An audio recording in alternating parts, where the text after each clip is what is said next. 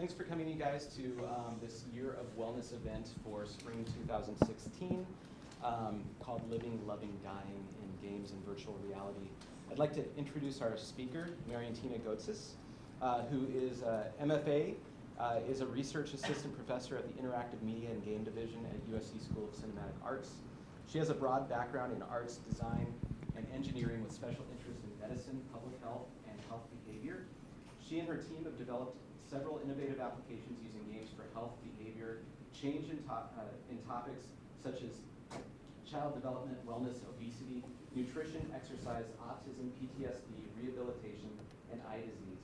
Marientina has developed partnerships and projects with funding by the Robert Wood Johnson Foundation, Norleen Foundation, National Institutes of Health, U.S. Department of Defense, U.S. Department of Education, and the Shapala Center for Children with Special Needs.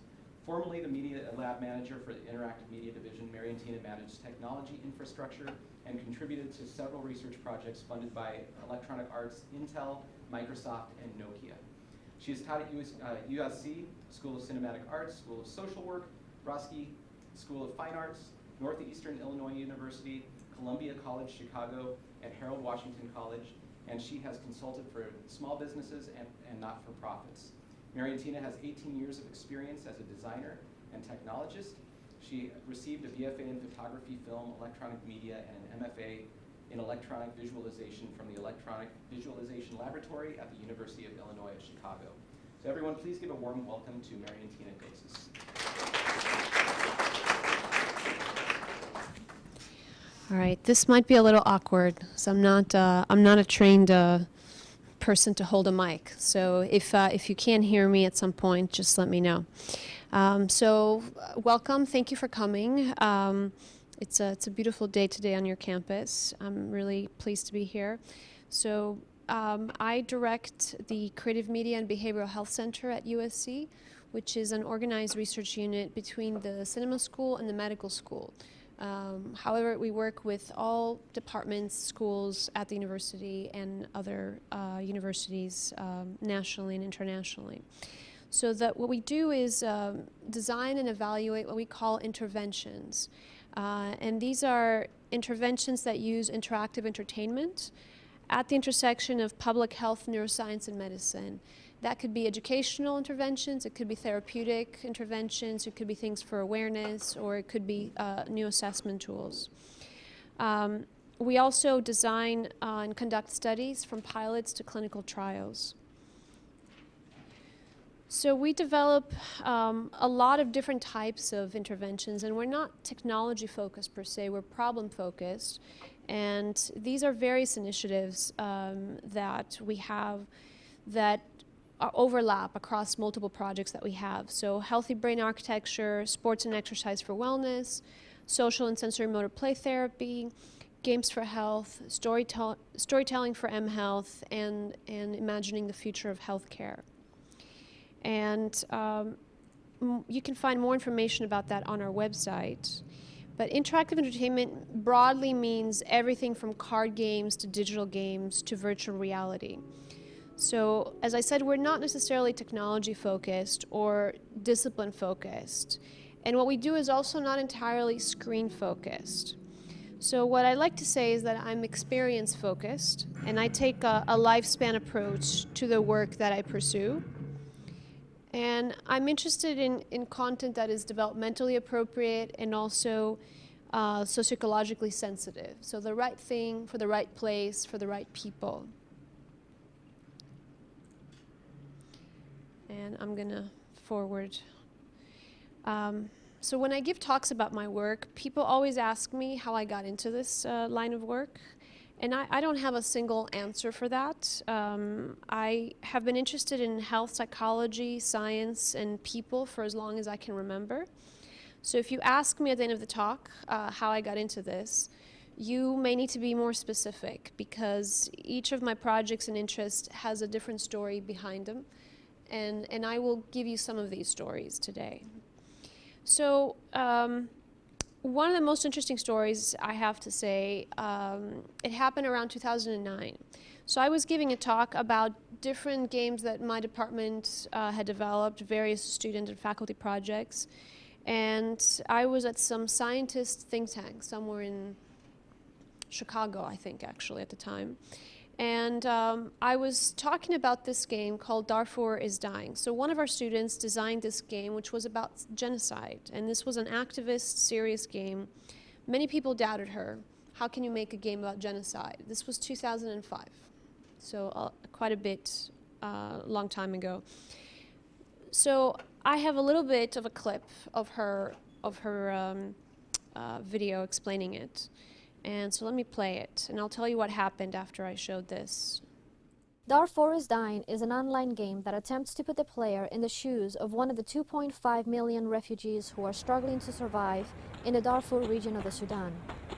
Players learn about some of the challenges refugees and displaced persons face, as well as how to take action that can help stop the crisis.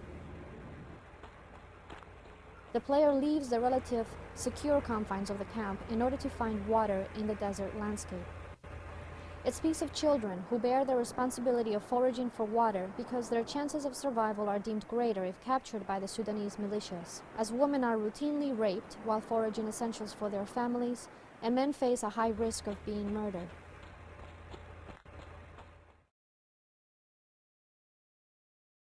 Should your avatar not succeed, you can try again. You must choose another of the remaining 7 avatars, however, as your previous one has perished.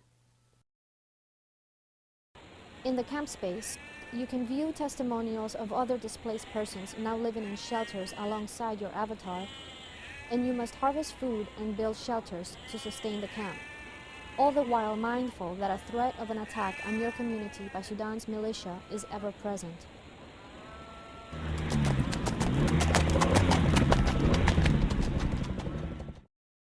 You can help maintain a low threat level by communicating with your social network. The more friends you invite, the better the chances of virtual survival. To further lower the threat level, you can write letters to President Bush and petition your representatives in Congress to support legislation that aids the people of Darfur. While unrealized in the final development of the project, the third and final level of the game's research and design incorporates multiplayer cooperative gameplay based on the rebuilding of a village via the harvesting of crops by the community of Darfuri avatars. Additionally, this cooperative gameplay incorporates a design based on the group effort required to organize a divestment campaign in the player's student campus.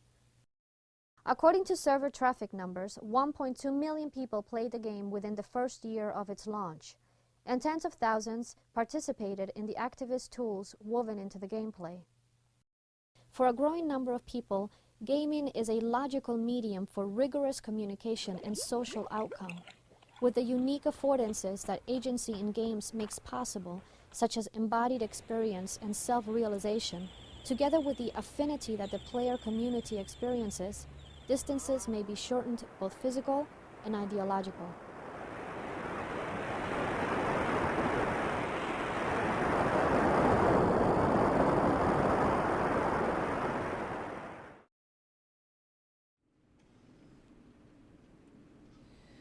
So Suzanne and her team actually won competition for this game, $50,000 by MTV University, and she got to testify at Congress, Capitol Hill, about the genocide. And this game is, even though its technology is outdated, this is a Flash-based game, its content is still really very much relevant. So refugee crises never go away. There's always one. There's a new one now. We don't hear about Darfur, but we hear about the Syrian refugees. And so the authenticity of that experience was captured very well in this game. And you say, well, how do you know? Well, so at that talk where I was showing this game, this woman came forward and talked to me, and she was from a foundation, welfare foundation, and she told me that she had adopted 4 Darfuri children. What are the odds of that? I was unprepared. And that her children played the game and found comfort in doing so because they felt that probably someone understood what they went through, but they could also show someone what they went through.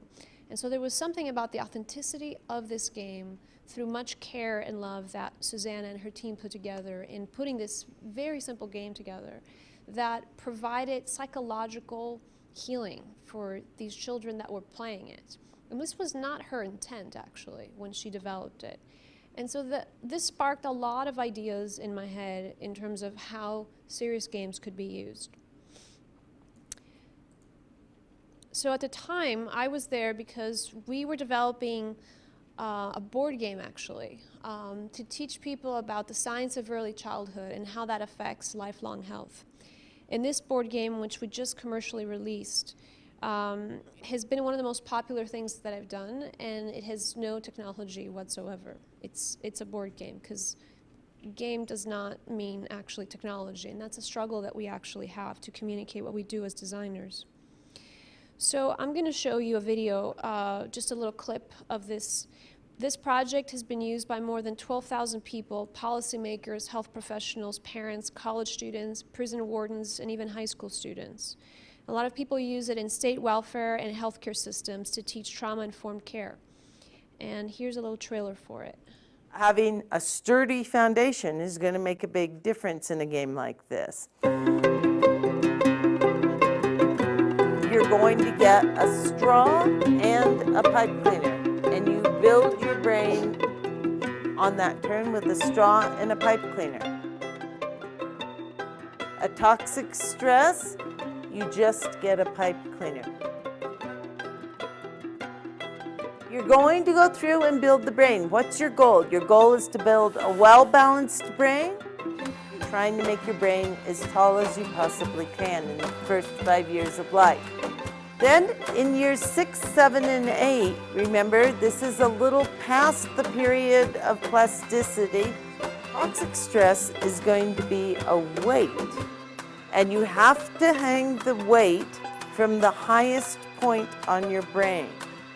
What you're hoping is your brain was built so sturdily and so strongly that it won't collapse due to toxic stress. We'll look and see whose brain has stayed sturdy, whose brain has collapsed under the weight of toxic stress. Because you're thinking through, what do you need to have the sturdiest brain you possibly can have? What do you need to make best use of support systems? A sturdy foundation is going to make a big difference in a game like this. And that is Judy Cameron, who's a neuroscientist. She's been teaching with this for the longest time. And she's played this with thousands of people. I've played it with a little over 1,000. And it's kind of amazing what you can do with very little. It does take a little bit of courage to walk into a room of 100 people with pipe cleaners and straws and say, we're gonna teach you about the science of early childhood and resilience and really serious stuff. But it's a very powerful experience. So there's a lot of videos about this online. If you're curious more about it, you can talk to me afterwards. So the project is associated with kind of the length of the history of the things I've been doing the last 9 years almost. And kind of in parallel of that, it also has sort of followed me along a difficult personal period. So all of us go through ups and downs in life. So I started working on this project, exiting kind of a long depression from losing a very close friend, and then struck by family tragedy, which I will talk about later. And it's really kind of interesting how all the people around me became a metaphor for this game. And as we were building it, like the reason I was doing this, besides that it was important and we had some funding behind it, became more evident. And every time I play it, I learn something new. So in this game, you build with a base, you have a genetic lottery, social support, and you have a deck of cards, 56 cards. You build years 1 through 8, the first 8 years of life. They're very important because you have so many circuits being built very, very fast, right? It's a very rapid growth period for your brain. And it's not like all hope is lost if things go bad in those first 8 years. And that's something that we learn through playing the game. But it is much harder and much more costly to fix things later in life. So this is really a game about how resilience is built and where do you want to put your investment and how much it costs when we actually experience a lot of adversity early in life that is cumulative. It's not like you can't get over anything, but things do pile up, and everyone has a breaking point. So I've played this game, like I said, with more than 1,000 people, and it definitely demonstrates that resilience is not infinite, and a lot of artifacts get created after this. Like, everybody builds these sort of things, and some things collapse, some things make it, and it's physics Jenga meets World of Goo in terms of gameplay. And so this is about how many people you will encounter in your life who will inspire you when you're bored, lift you when you're bent over, hold you when you're barely standing, and show you the way out when you're stuck. And so to get us out of this fairly serious topic, I'm going to lift your spirits a little bit with something a little sillier. So let's talk about early year of life. So one of my students, who just became a mother, was really interested in creating new types of experiences for very young children. And screen time, increasing screen time for children is a very controversial topic. And we can talk about this in discussion. But interactive entertainment can be a good friend to all of us, and in fact has been for all of us as we were growing up. So stories are what keep us together, and for a lot of us, our parents read stories to us, and our toys were our first friends. So I'm going to introduce you to Octobo.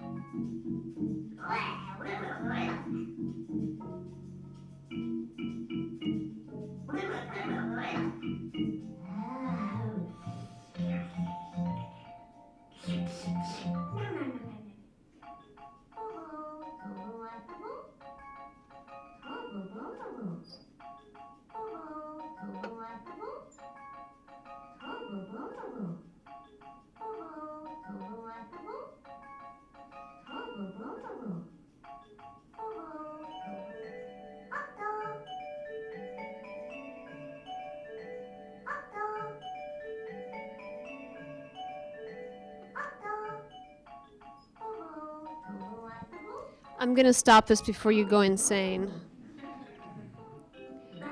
So you get the picture. I've played this a million times, and I love it and hate it at the same time because the repetitive music that kids love just drives adults crazy. So you read a storybook with your child and put Octobo to sleep, which is a really nice interaction. And you have to read and figure out what Octobo needs and match the little sticky toys with the RFID tags and put it in its tray and figure out what he's hungry for. So this is a project that will be exhibited at the end of the year. If you're interested in coming to see it, we have an MFA thesis show that happens in the second week of May, and this is just one of many MFA projects. So this is a second iteration of Octobo. So if you want to come see the third version of Octobo, you can come to the show and hands-on play it. So a lot is written about the perils of technology in games. And there's dangers everywhere in life, but there's a lot of experts that write about the dangers of technology. I'm not an expert on that. I like to try to come up with different and positive ways of using games. If you read any papers at all, I recommend this paper. This is written by close colleagues of mine in Holland at Radboud University. So this paper gives a critical look of the research bias and research in games, which is primarily focused on violence and thematic content, and of course, ever so increasing screen time, which we're all dealing with as adults. But the game offers promising directions in mental health, which is of huge interest to me. And this group also does very rigorous clinical trials using games that they've developed, but also games that other people have developed, to look at how these can be used in very promising ways for anxiety and depression and other issues with children and adolescents. So they're looking at games, but also virtual reality. So they developed a game for children who may have anxiety. So I have a little bit clip here. I think this is from a TV excerpt. A Queen's University researcher is testing a theory. What if you could get a game that would help young minds unwind? He's running a 2-year trial to see if the video game Mindlight can help young people cope with and eventually conquer their anxiety. Frederick Pepin has that story.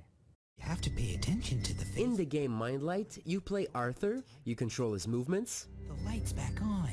And his flashlight hat here, but you do so with an elaborate helmet which tracks your state of mind. You're controlling it with your head and like your mind and how well you're focusing on it. Like you have to get more into it. If you are relaxed and focused, the light is bright and precise, but if you are anxious or sidetracked, ghosts will eat you up. Like it's not a game that most people would be playing just for fun, right? It's more, this has more of like another purpose to it. Ethan and Griffin are the first young men to try the game in the Queen's University clinical trial. It appears that this game has everything necessary to please its targeted group. Yeah, I've never seen anything like this. It's really cool. Keep in mind though that this game is supposed to help the player relax. There's lots of jump scares in this game. So, you know, you might be walking and a monster just comes out. And this in turn makes it hard to maintain control of your character, and that's the point. We spoke with one of the game's creators in California.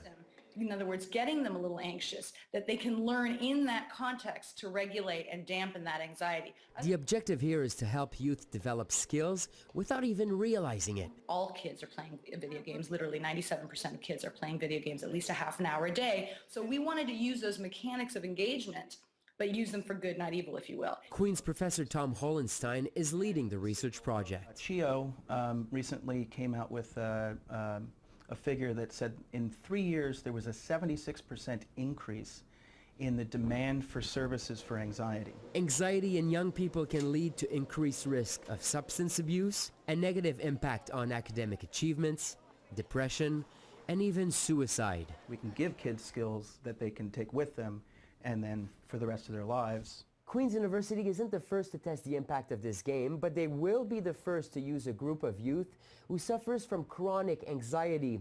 200 kids between 8 and 16 years of age will participate into the study that should be completed by 2017. Frédéric Pepin for CBC News, Kingston. So the first study with this game performed really well. So they compared it with another game, and it was a school-based study called Max and the Magic Marker. And they both decreased anxiety, and the decrease remained, I think, at the 3-month follow-up too, which is kind of remarkable. And the researchers, of course, are always upset when the control condition does as well as the experimental condition. But as a designer and artist, I think that's actually great, because if you are doing something really good, it can be used multiple ways. So they made this game from scratch for anxiety called Mindlight. They found something that had similar characteristics in Max and the Magic Marker, so that control condition was very similar. They performed very similarly.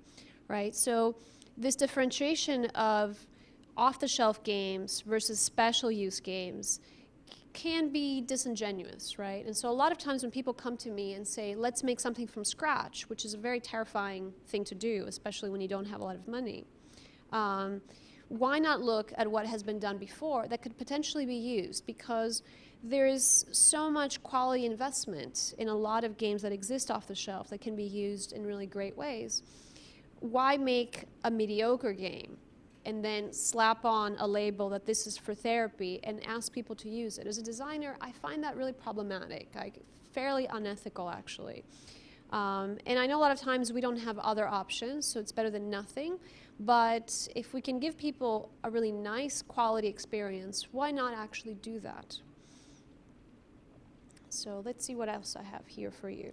All right, so this is, I want to talk about this issue of authenticity more. So Mindlight was created for anxiety, but on its own, it stands really great as an entertaining game for kids. It's 2.5, 3 hours of gameplay. And I think that's really important to actually create something that has entertainment efficacy and merit on its own before you can give it to people for a particular purpose.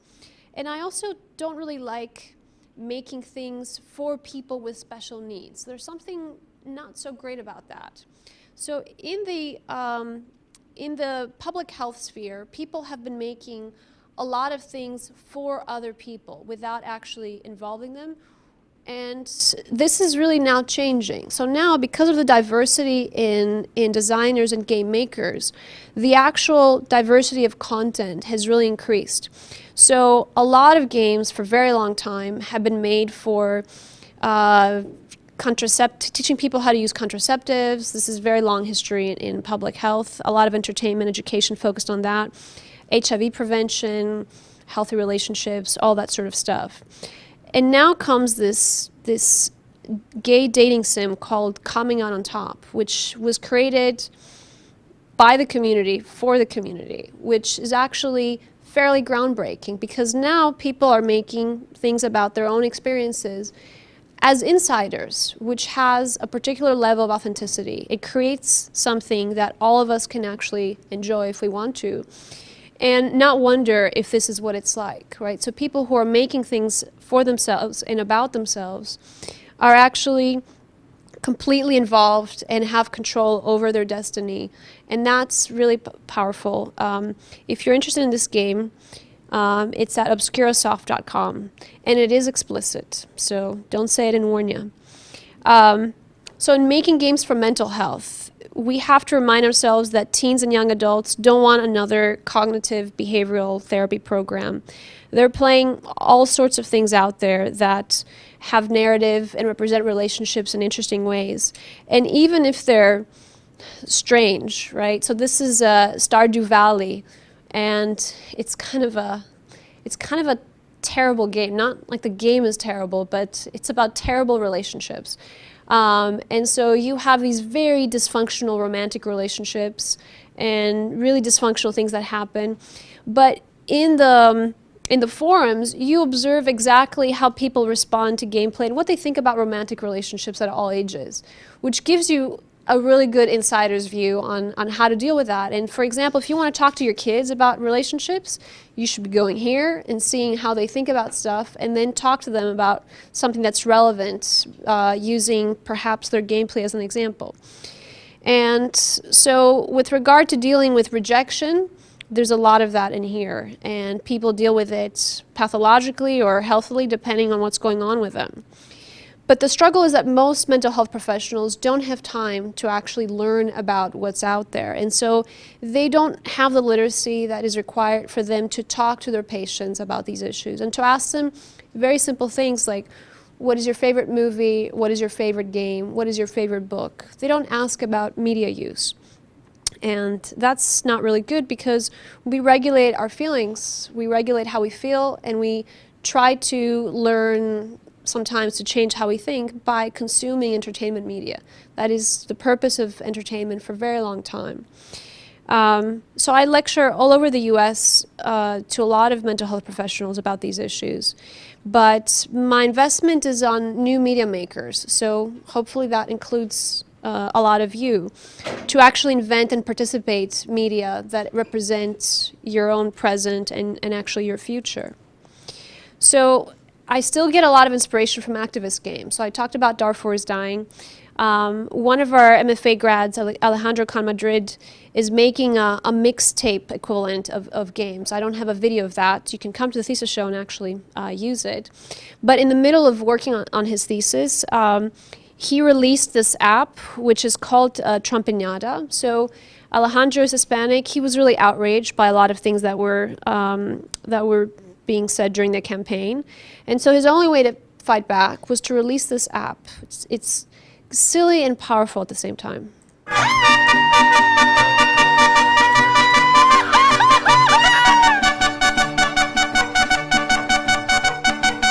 I'm really rich. I'll use the word anchor babe. We need money, and I will have Mexico pay for that wall. I think I am a nice person.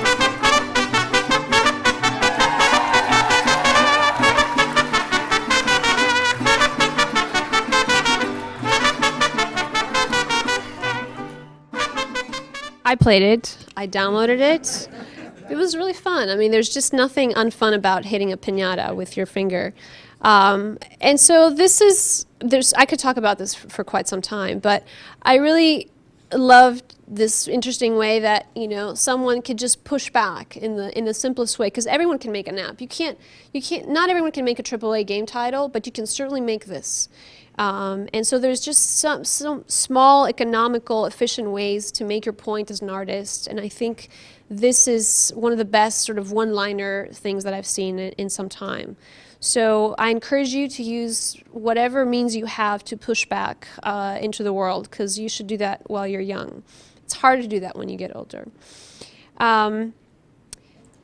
So along the same lines of making things that represent what you're going through, there's this other game that I wanted to talk about, which drove me nuts. It's called Apartment. This was another MFA project from either 1 year ago or 2 years ago, I can't remember. And this is by Robin Gray.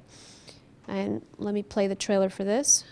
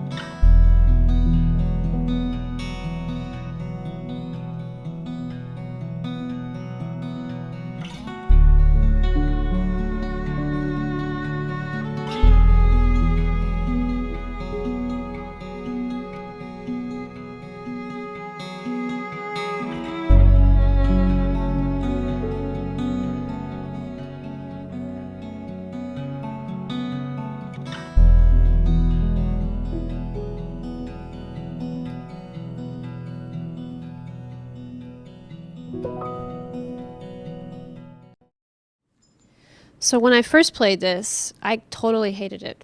And I hated it so much that I talked in the hallways with other students about how much I hated it. And it's not like I hated the game as a game. I hated how it made me feel. I was frustrated. I really hated the character who was moping around. I hadn't been dumped in a while, and I was in a relationship happy, and I had forgotten what it was like to be young and dumped, you know? And I'd forgotten what it was like when everything in your apartment reminds you of someone, when you don't want to leave your house, like all these horrible things that you go through when you've broken up. And so at the same time, I loved that it was very authentic. But in retrospect, it's really interesting how you feel very differently sometimes when you consume media, and then something happens after the fact, and you realize that that experience that pushed you emotionally actually was very helpful to you. So maybe I was too old or too out of place for it. And maybe I didn't want to remember that I had been a wallowing person at some point in my life, for sure, right after some sort of breakup. And when I really thought about it, I realized how effective and also how innovative the game was in several of the game mechanics that it had for depicting all of these motions and thoughts that you kind of go through something that's actually very mundane, right? Breaking up, people do this a million times, but when it happens to you, it's not that easy, right? So get a little more serious. Some of you have probably seen this or played this. Because of this great diversity of game makers these days, you're seeing all sorts of topics being depicted. And so now we're entering this era of also autobiographical games. And I'm going to show you a trailer of another game that I was actually skeptical about. I'm a very hard person to please. So, and you can say, why? How could you possibly hate this game? And I'll tell you why. So this was a game about a family that loses their child to cancer. I'm a horrible person for being skeptical, but I will explain. So let me play the trailer for it. It's called That Dragon Cancer.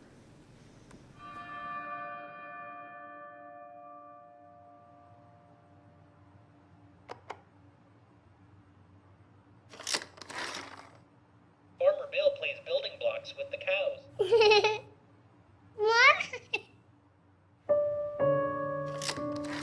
Farmer Bill races the horse and Farmer Bill wins.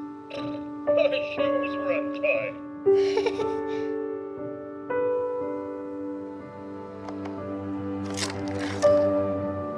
What does Joel love?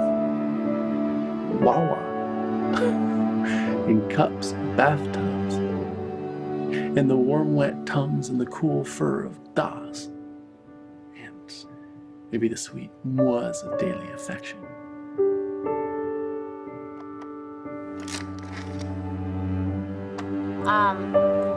Do you know how they celebrate off-treatment day, like when kids are done with their treatments? I guess maybe you don't because you're not in the clinic as much as I am, but on someone's last day, they always bring them a cake and they sing Happy Off Therapy Day to you. I'm sorry, guys. It's not good. Basically, he thinks we should move forward with the radiation, and it kind of freaks me out, but it could be another miracle.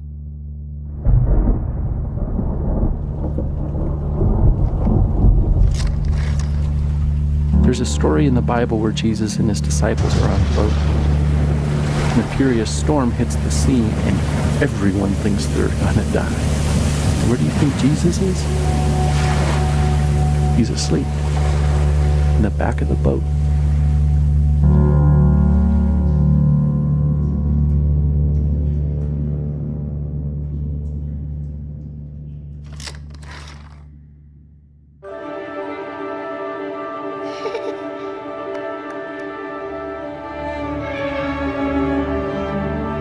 Bouncing around. Do you like that?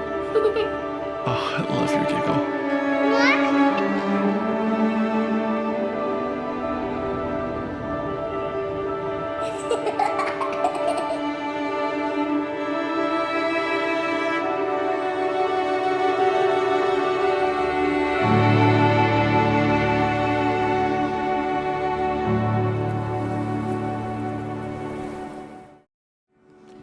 How many of you here actually have heard of this already?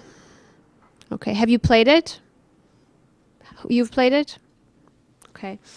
So when this was announced, this was a Kickstarter, and they were releasing various ideas and footage, I was really skeptical of a lot of the initial gameplay that I was seeing, because it's so hard to create something that is really difficult and not make it feel like you're just emotionally throwing up all over someone, right? And so that's the kind of the hard thing to do when you're making a serious game. And so the initial sketches, I was just like, oh my God, this is going to be horrible. And also I felt, you know, these people should be doing something else, like their kid is dying. Like it was so difficult. And then I watched this documentary that was made about it called Thank You for Playing, I believe it's called.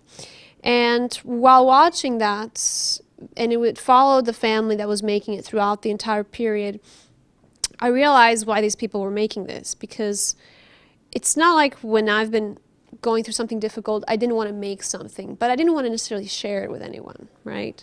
So I thought, God, they're making it and they're sharing it, and the entire process is out there, and like this is all very messy and really horrible. But the thing is, just specifically for this game, what was really interesting to me watching the documentary is that these people had a child that was very young, and because a lot of the chemo that the kid was undergoing, he was developmentally delayed.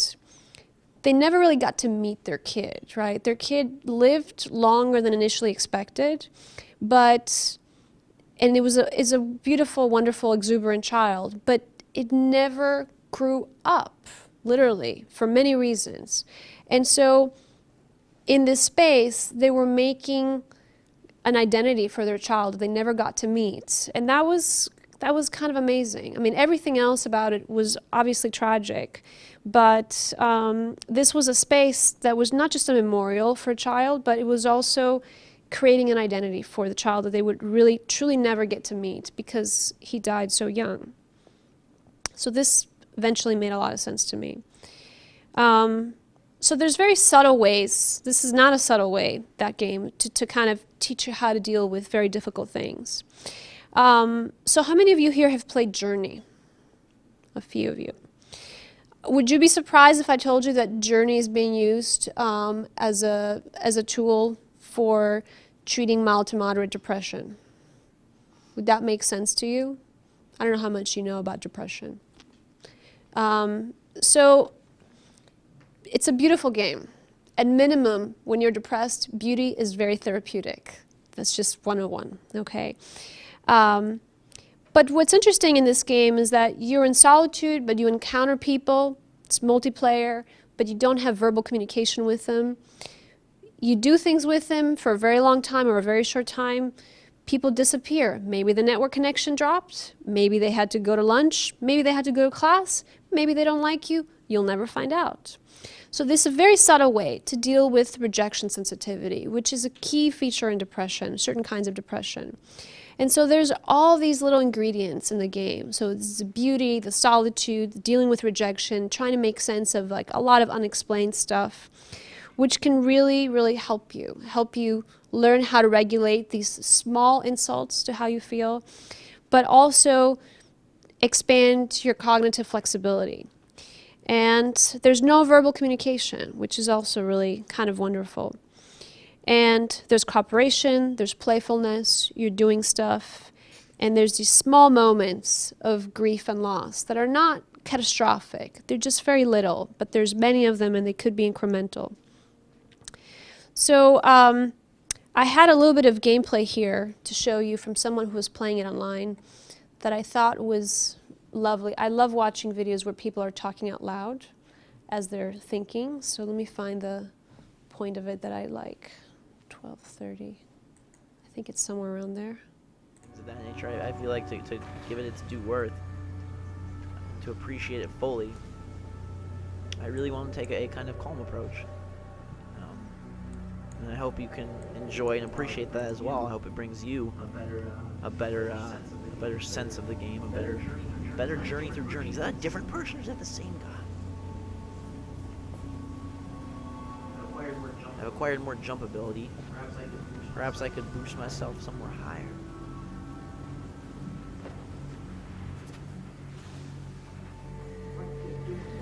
doing. This narrator is particularly great at talk out loud. So just from the very beginning, just talking about how he feels about the beauty of it, to every time he encounters and drops off with someone, there's just something really amazing about it in terms of understanding thought process.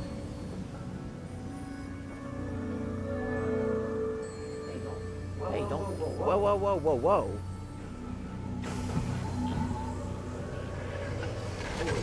Holy cow, that's a lot. Make beautiful things happen together. I didn't ask him to say that. You don't even know necessarily how something occurred or how it all put itself together, but it's just kind of the beauty of figuring it out or experimenting. The fact that I'm running around with another person, and now we're gonna venture together up these slopes. We're missing one here. Looks like we'll have to go over this way, maybe. Come on, follow me. Together, we will make the bridge complete. I love the perspective shifts. How it, takes He goes in and out of all these formal things about how the game looks, and then all these subtle little relationship things kind of creep in. I don't think you can make that jump. I'm gonna try. You can see him running up there. That's so cool.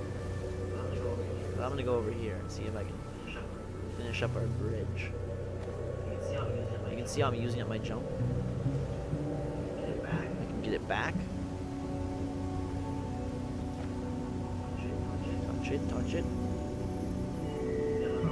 Fill it all up. Here it comes. Turn into little flags for me. Bam, bam, bam, bam, bam, bam. Here they go. There they go, there they go, there they go.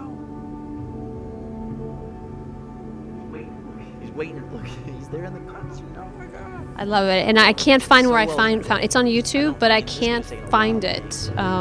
To find more videos by this person, I was only the makers of Flower could really pull off something. I was sloppy with my research when I pulled this down. I'd like to talk a little bit about VR. So yes. For your question on who it was, I recognize that voice. You do? That is a YouTuber under the name of Ghost Robo. Thank you. I will write that down afterwards. Ghost Robot? Ghost Robo. That's very helpful, because I found 150 of these earlier trying to figure out what it was. It's great. For me, it's always a gift, like to have someone who can do that think out loud so well. So thank you. So last semester, I was teaching a class, our media practicum, on living, loving, and dying. And we explored a lot of different topics. But the last project that we did in the class was a virtual reality-based project using the HTC Vive headset. And what we did is actually create a legacy piece. And this may sound morbid, but it really wasn't. So to discussion of all sorts of things, we kind of coalesced to make this little piece, which was a tiny little experience, some place and thing that you leave behind for other people. And it wasn't necessarily you're leaving it behind because you're dead, right? But what if we're just like leaving something behind, something that you wanted people to remember about you? We leave all sorts of stuff behind right now, right? We have all of our digital lives. But we don't make something specifically for leaving behind. And sometimes that's really important. And I'm going to show you a clip about this. It doesn't have audio, unfortunately. I just asked my student to capture it, Atlee, and she did her best. So Atlee Luffridge did all the integration for this. And the first project was a flower arrangement puzzle. And so with the Vive controllers, you can arrange these flowers, and they make different noises as you do that. And this is what one of the students wanted as her thing to leave behind, is this very simple thing. Another student created this piece, or commissioned, I should say, this piece that Atlee put together, which was, hello, I'm dead. he's very funny, and he's a veteran. He's had to prepare to leave stuff behind many times for people. And so he left a bunch of funny videos, and then things you could kind of like make fire happen as you're watching these ridiculous YouTube videos. But there's this like wind around you, which has a certain feeling to it that's unsettling. Another student made a room with pictures of her being very happy, pictures of people she loved.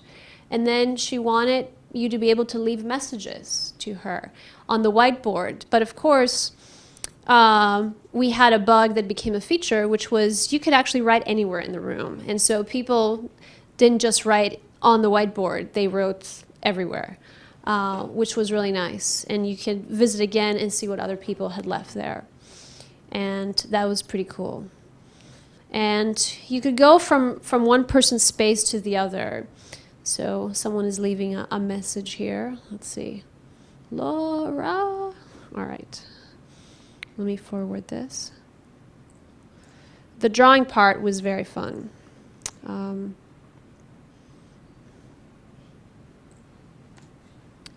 I can't click on the video in here. I am on the timeline. Oh, there it is. So difficult. Okay, it transitioned, thankfully. Another student wanted something very, very simple, but also creative, is this light hanging system. So you just kept creating lights, and this is stereoscopic and it's immersive, so it's hard to capture actually. But it felt beautiful to be in this space. And so you hung all these lights, you left them, you had some leftover text from the other space. And then they, as the time passed, they all started dropping. So you just had this feeling of all these falling lights. So let's see if we can watch this. So the writing from the previous space gets undone. And, oh, the lights start moving.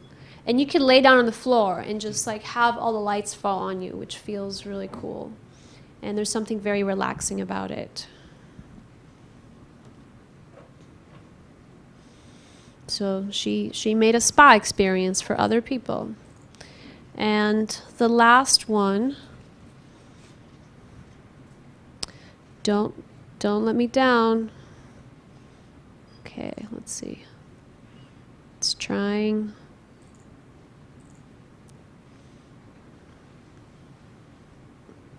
There's one more space. Okay. Sorry, my computer's a little laggy. All right. And this is another space, which was a little room with a table that had drawers with different pictures, kind of like a photo book, which was pretty cool. And if you knew these students like I do, I live with them the entire semester, every space kind of felt like there was something about that person that was like their essence had been captured and their personality. So that was a really great class. I have never laughed and cried as much as in that class, I have to tell you. So we explored all sorts of things. We made games about empathy, tabletop games, card games, things about sharing difficult things. And you get very close when you make things, especially making things about difficult things. So, and so the students left me with this gift, really, right? Because I'm the one that lost them. They left. Some of them have graduated, some of them are leaving. And so I think that was also an interesting thing that happened that I didn't realize I was making happen as we were doing it, right? So I was going to tell you that I'm really interested in grief and loss and all these things for a lot of personal reasons, but the most personal of reasons happened around 2010. So in 2010, my first cousin was killed in a really terrible car accident. And we grew up together like sisters, but for many reasons, like families do sometimes, we grew estranged, and a lot of misplaced egos and other things. And the way social media works out is very, very bizarre. I never thought when I was 13 that life would turn into this. So I had sent her a friend pending request out, even though we were not speaking to each other. And it was just out there for months. And then she dies.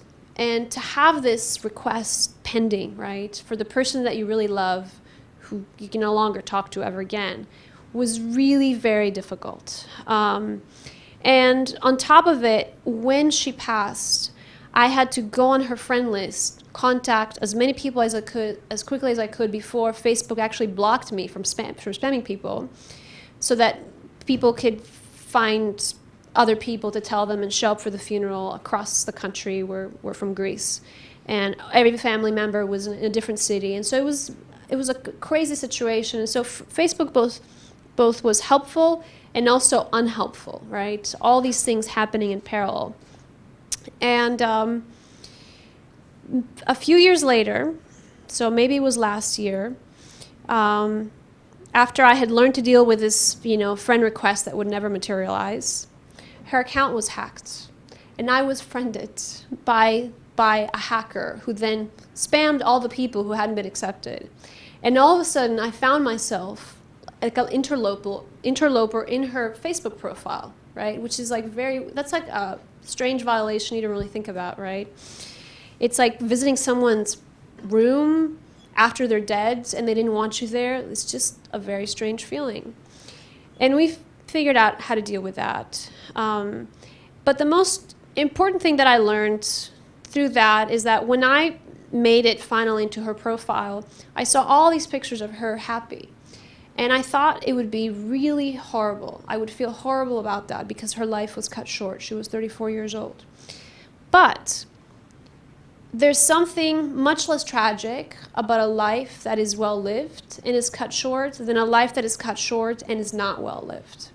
And so in making that legacy project, we talked a lot about leaving something behind that helps people make sense of you and make them feel it's okay that you're gone, because grief is really for the living. I don't know what happens to the people that die.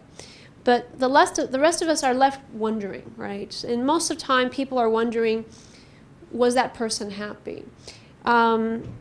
So that's my parting lesson to you in terms of that particular project. So I do take a lot of personal story inspiration, even in structuring some of my class projects. And a word of caution on your digital artifacts that you leave is that sometimes that might be the only thing that people have left to actually remember you by. So if you have the time, make something special for them. So to transition to something a little bit lighter again, when it comes to artifacts, the most intimate, personal, unique thing you can leave behind, strangely enough, is your movement signature. Like, we all have a very personalized way of moving. And I'm really interested in motion capture and things like that. And a while back, I had a visiting artist, Esther Lemmy, with a Fulbright scholarship in our lab. And we put together this small team of artists, myself, Esther, Vagelis Libouridis, and we borrowed these shoes, special shoes with pressure sensors in them, and created a piece about walking called Watergate. And I'll show you a sketch of it, because we didn't quite finish it. We just worked on it over the course of a few days, and then she left. She was just visiting for a short time, so it was a workshop project.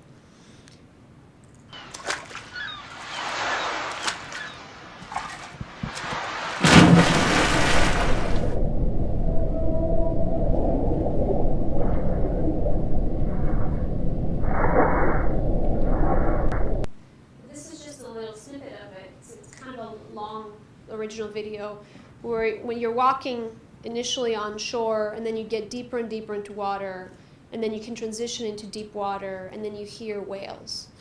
And ironically, we took her to Malibu or Zuma Beach and we saw whales that day, which was serendipitous. So I'm also interested in that intersection of physical and the virtual when they collide in these interesting ways. So we developed this project for many reasons. So we were interested in the walking. One of the things we learned about walking is that indeed it is highly personalized signature, how you walk.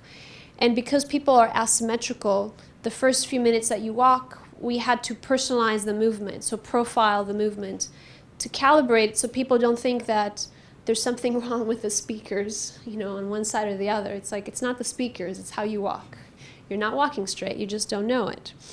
So we also developed this because I'm interested in movement disorders and physical therapy, and so this is very applicable for rehabilitation of movement disorders. And I'm also interested in walking meditation. I've taken a lot of walking meditation classes, and there's all these interesting ways to converge these things if you have a clear idea on how they actually connect.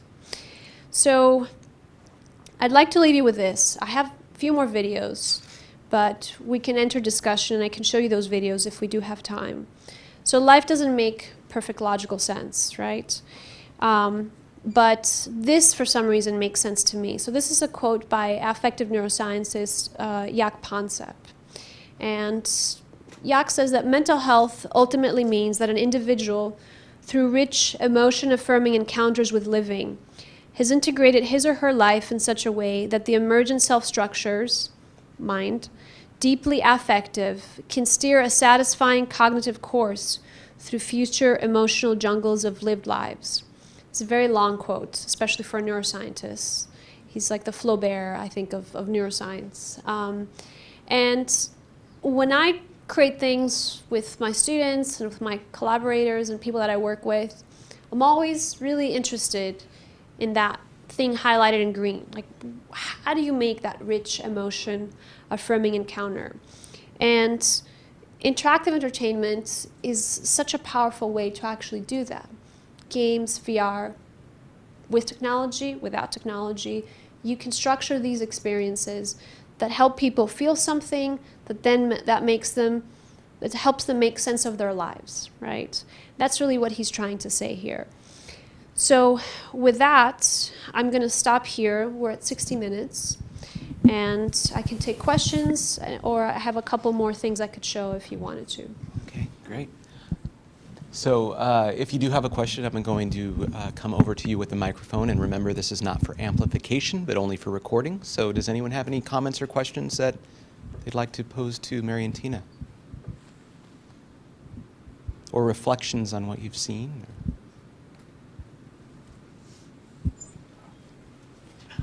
And if you wouldn't mind stating your name. Hello, I am Ethan Prasico. I'm a game design student here. I noticed a trend amongst a lot of the games made for therapy, that they were appropriate in like content and form, but were very like bespoke for what they were for. And I know that for me, like I had a friend who was going through chemo, and the most therapeutic thing we did was I played Gears of War 2 with him, which is very much not a therapeutic game, but we were fighting the same thing in that moment and helping each other with mechanics in this game that is very violent and is filled with dudes yelling. And so I think a lot of the games sort of are missing what very elemental things games have to them that are inherently therapeutic, like just interfacing and mastering a system.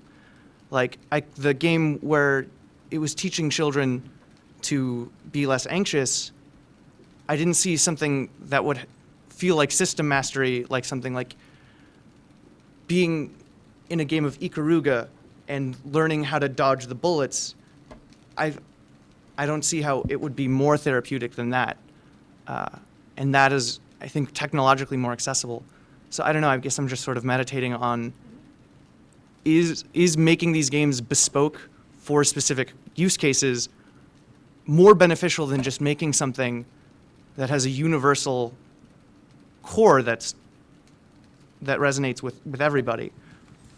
So you bring up excellent points, although you've missed something, which is when you played with your friends, the most important thing actually is that you were there playing with your friend, right? And you were doing something together. And so that is the most therapeutic thing in terms of, you know, whatever someone's going through. And the thing that you're doing together, I mean, you could have been knitting, right? Or like planting things or cooking or like doing whatever, right? But you were doing something where both of you enjoyed and, you know, could master some skills, right? And so that part is often ignored, that social dimension of play, which is really important. And that social dimension within a therapeutic context is like 50 times more important than just like regular life, right? And so I have this dilemma also, which is why I'm always interested in this dual use sort of thing, where let's look at amazing things that have been done, right? Very high quality, that have some sort of universal core, and think about how they can be used. It's hard to convince people that something that hasn't been made for a particular person could actually work. It's really mind-boggling why that is. There's a lot of resistance in the community for that. However, Mindlight has some particular skills that you master that are specific to how you feel, which are not so, I mean, it might feel very overt, but it's not really overt in the game. So this is, you have to think a little bit younger, right? This is for younger kids, and you're in a haunted house, and everything is dark and scary, but if you really focus and brighten up your lights and learn how to control your anxiety, you actually can lighten up every room, and things progress over time in terms of the scariness of things, and the amount of control you need over how you're scared increases over time. So in fact, with biofeedback, you can close this feedback loop to help people get in touch with their physiological response to anxiety, which is harder to do without having feedback for a lot of people. There's an adult version of that game called Nevermind, created by a student of mine who graduated, I think, 3 or 4 years ago, I can't remember. And that's commercially released. It's on Steam, and it uses biofeedback.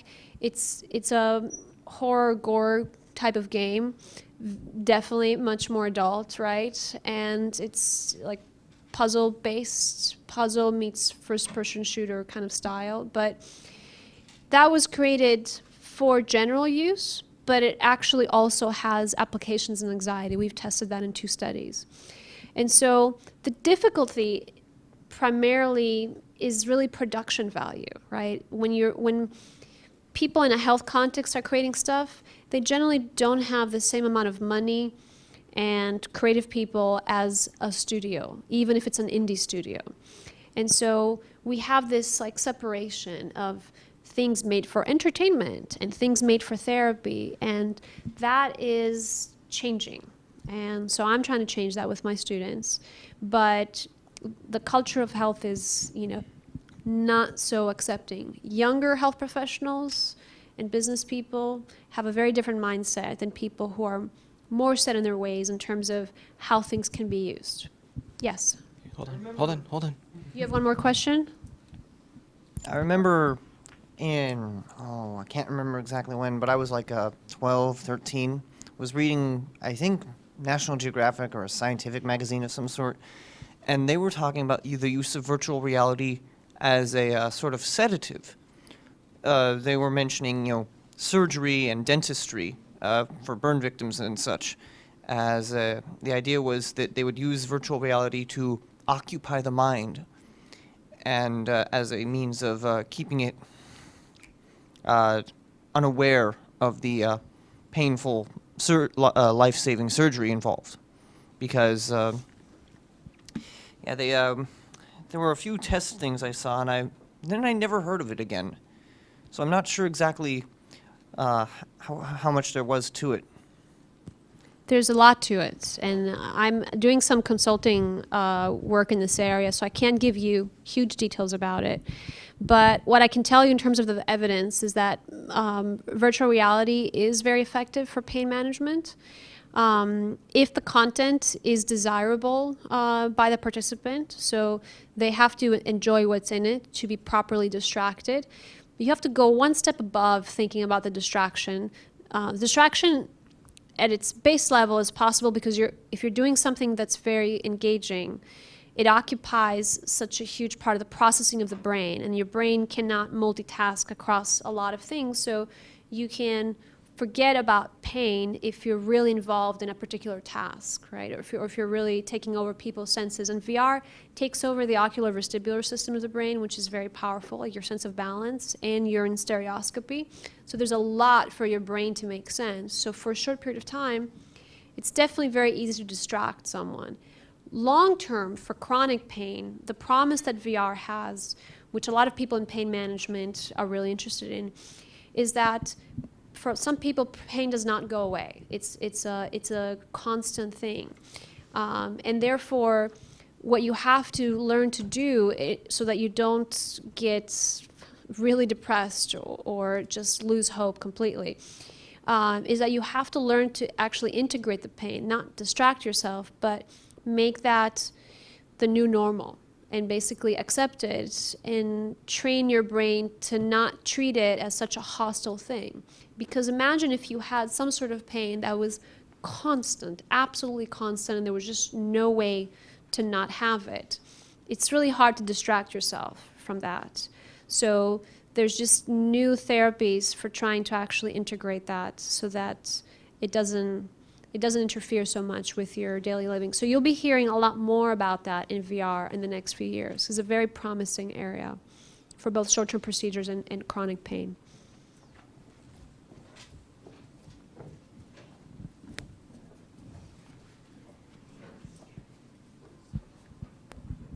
Yeah, my name's Mike Burnaby. I'm a beginning design student, actually.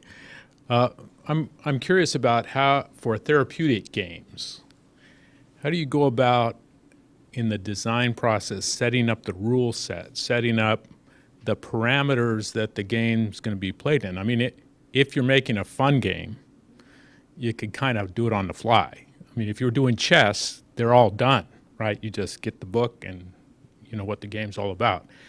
But in a therapeutic game, it seems like, you know, there's, you could maybe go the wrong way. You can do harm.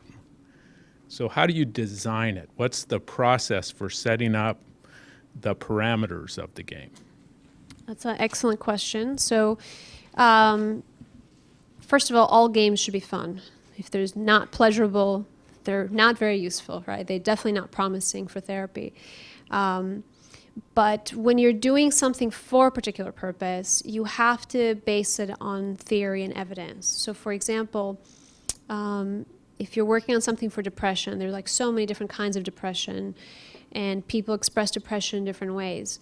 You need to be very specific about which mechanism of change you're addressing and come up with a design hypothesis that maps onto that particular concept. So for example, I talked earlier about rejection sensitivity.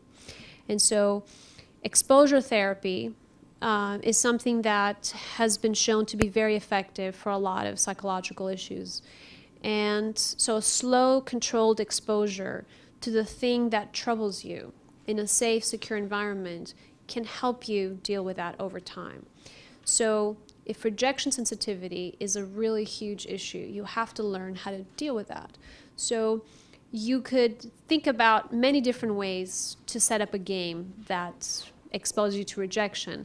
But doing that well so you're not doing harm requires actually a lot of testing. And so a lot of the testing has to be done with people that don't have acute psychopathology to start with. Or you do it typically guided in a clinical setting with people who know what they're doing. And you don't throw people in cold water. Throwing people in cold water without preparation in general is not really good for any design, right? So if you're designing a game that has a particular arc, even increasing difficulty, you don't open with, hello, you've got no one, nobody loves you, life sucks, you know, like you don't start with the worst possible thing. You kind of ease people into the thing that is like a threat and they have to confront it. So besides the mechanic, mapping that onto some mechanism of change, you also have to think about how the narrative can do that, and to do it in a not so didactic or on the nose sort of way. And so the combination of having really good clinical people to work with, researchers, very creative design team that is open to try different things, and a good review of the evidence is really how you do it. So it's not a single recipe, but there's definitely a process to it. Does that answer your question? Okay.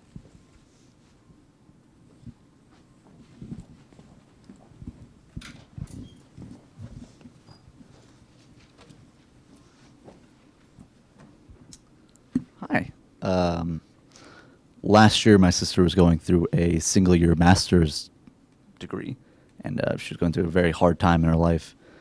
And at one point, she comes into my room. She's like, "Hey, I got this video game to show you." I'm like, "Okay." She pulls it down. And it's Nevermind. I've never heard of it, never played it, whatever. And it was interesting seeing her show me this and try to communicate something to me that she was feeling and something she can identify with in such a weird, like, physical way. And it was the only game on our Steam library. She made an account just to play it. And it was so interesting to see just like a visual representation of like how she was feeling and things like that. So yeah, it was just interesting, you know. That's pretty wonderful to hear. So I'll relay that to Erin. I'll see her in the end of the month. I think that, so what I should share with you is that when Erin was making that game, everyone was very skeptical, because in games you don't penalize people for doing badly if you can, in terms of retention of players. And so it seemed very twisted that the difficulty of the game goes up when the game detects that you're very anxious. And so you have to learn to control your anxiety. And so everyone was saying, no, you can't do that, right? You just have to decrease the difficulty. It's like, yes, but then people don't learn anything, right? And so there's these two interesting inverse paradigms in design. So many of you may have heard about flow theory, which is based a lot in sports performance and athletic performance. So when you're within a flow state, right, you kind of remain engaged both mentally and physically in the task that you're doing, and you feel that's a pleasurable thing to do. But you don't necessarily get pushed beyond your comfort level, right? Because flow implies that you have a sense of control and mastery, right? But therapy happens at what people call the boundaries of window of affect tolerance, right? The things that you're not so comfortable with. And that could be very high states of arousal, or it could be very low states of arousal. Boredom is toxic too.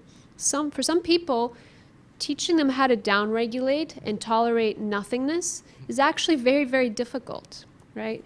So I think what was great about Erin's game is that it in fact was able to translate how you were feeling into this very tangible thing that you can control, which when you're feeling anxious, everything is out of control.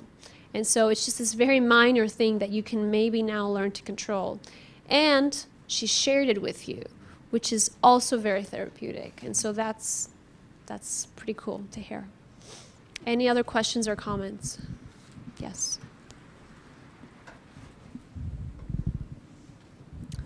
Hi. I'm glad you brought up Journey, because that was a game that I played not exactly when it came out, but a few months afterward. And I've been suffering from depression and social anxiety for a long, long time. Like, they've been well documented that I have several issues in those regards. But that game was really interesting because I sat down with it not knowing anything about it, and I wanted to go into it that way. And when I found at the end of, I think I just sat and played through the entire thing all at once. When I found at the end, I was much more relaxed and just much calmer, much more okay with the next few days of my life. And that's not the first experience I've had with that. Like, I've been playing video games since I was, my first memory is playing Zelda with my grandfather. Despite the fact that I had epilepsy when I was a child. I don't know why my parents let me play video games. Yeah, exactly. Well, it worked out. I guess my question is, nightly now, I try to fight my social anxiety by going on to Twitch. And I've been doing it for almost a year, and I have an alarmingly small, but an alarmingly sized community that watches me now. And I guess what I try to do with them is try to teach them about how powerful video games can be for that kind of help.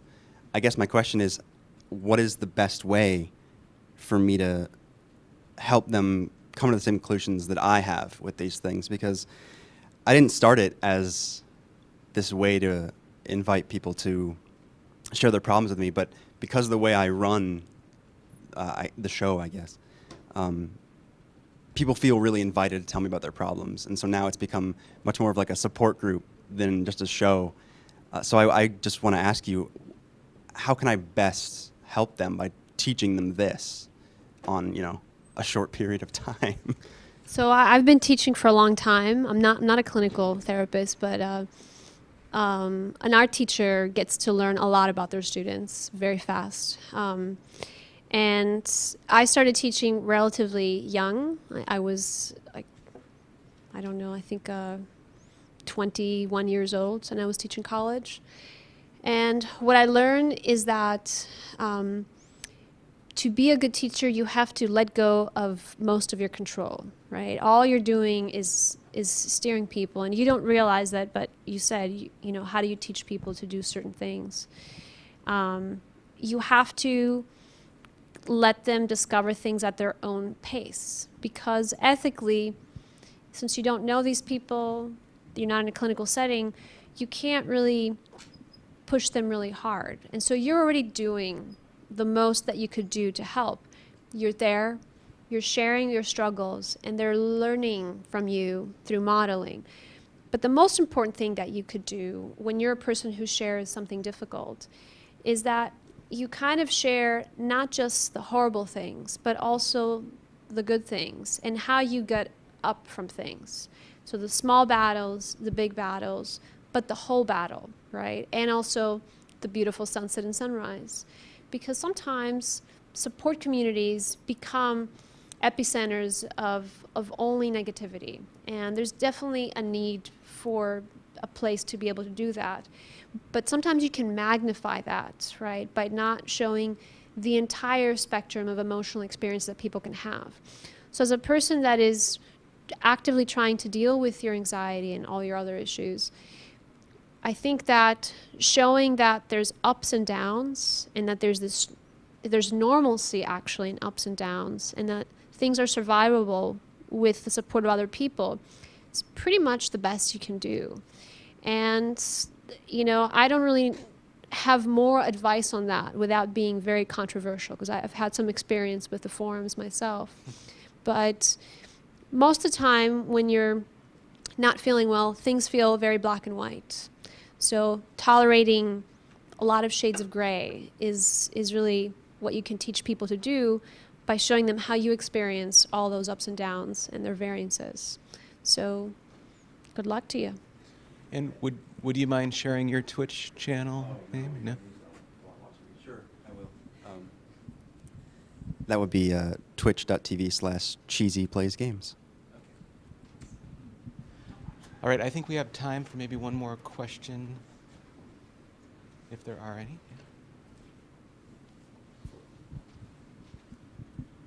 I guess less of a question, more of like a comment. But I think there's a lot to occupying your mind and the social aspect of gaming that I wish was maybe implemented in various other things, as far as like things that are less chronic. So like I smoked for 10 years, the last 6 of which was 2 packs a day. I had a cigarette every 30 minutes. I was awake, couldn't sleep through the night without waking up every night to get dressed, go outside and have a cigarette. And I played Diablo 3 with my little brother, and after 10 years quit smoking relatively easily. I didn't do anything else. I just played Diablo 3 and it distracted me so much. I propped up my phone, FaceTimed them, and would just play for hours. And I guess I think there's really a lot to that, the social end and just occupying your mind, that I wish was implemented more in various addiction therapies, things like that we don't see, instead of throwing people in prison for, issues like that. Not smoking, but worse ones. I guess there's a lot to that. I wish there was more of that, I guess. I agree with you. And the struggle is to really increase the media literacy of the mental health professionals in their community. So it's not an issue of convincing young people who are in training to become the next generation of psychiatrists, psychologists, physical therapists, social workers, etc. It's just really hard for people who are currently like trying to wrap their minds around stuff. They didn't grow up with video games, you know, they just like have an attachment to a lot of the negative press because entertainment media is blamed for all the ills of the world, right? It's a great convenient scapegoat. And it certainly has problematic issues, right? You can't deny that.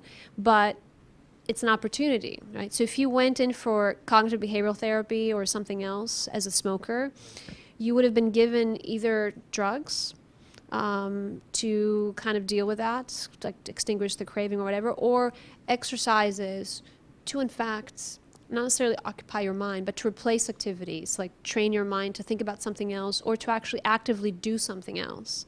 And so you just kind of did it, right? And someone could have asked you if you went to counseling, what is something you enjoy? Just do more of that, right? With someone that you love, right? There's such simple advice that we don't give to people, and it's silly. So thank you for sharing that. Well, Marientina, on behalf of Moore Park College and the Year of Committee, as well as the Moore Park College Game Design Program, we'd like to thank you for coming and sharing your work and your time with us. Thank you very much. Thank you for having me.